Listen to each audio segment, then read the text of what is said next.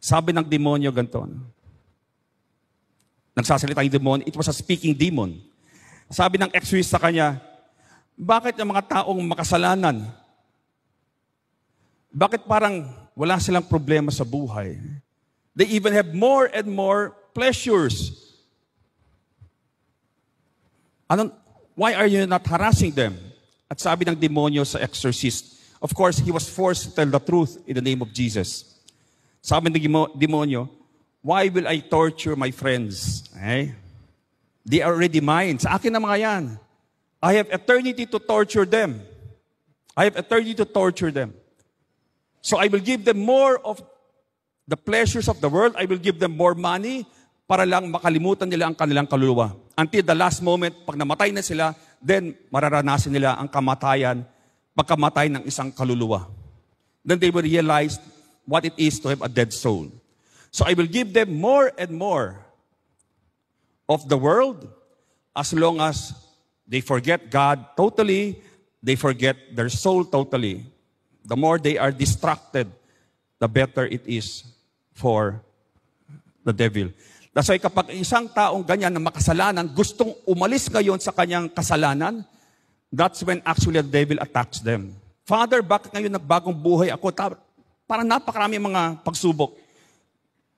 Ang daming harassments. It's because now, you are not the friend of the devil. Now, parang nakita niya, uy, makalusot to sa akin.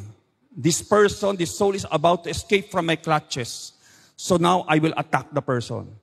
Kasi mga taong ino-oppress at pinopossess, ino-obsess, madalas, it is when they want to make already a better change in their lives. Then the devil manifests himself na he has been there all along. So the angels, imagine nyo, they had all these powers.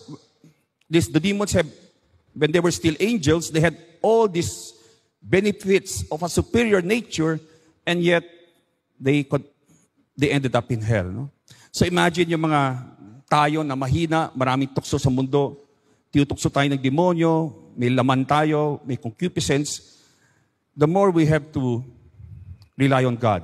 So the mercy of God is not, He is lowering the standards. Parang gusto pumasok sa isang universidad. It is not just kapag sinabi ng university, okay, para sa'yo, ibababa natin yung passing grade. That is unjust. Diba? If the Lord cannot lower His standards to enter heaven, but what He will do is He will give you as many chances and opportunities and all the resources na kailangan mo para makapasok sa langit. Pero paano kung ayaw mo talagang magkumpisal? Then that is already your choice. Diba? Then you end up in hell.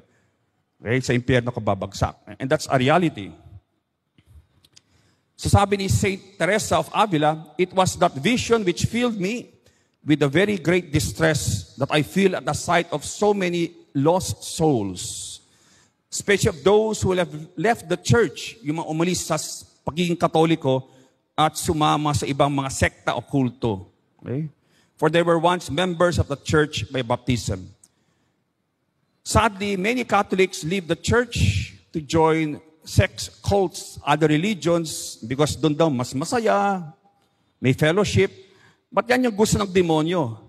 Because the number one thing for your soul to survive on this earth is what is the food of the soul. Na kapag hindi nyo kinain na regular, mamatay ang kaluluwa ninyo. Ano? The Eucharist.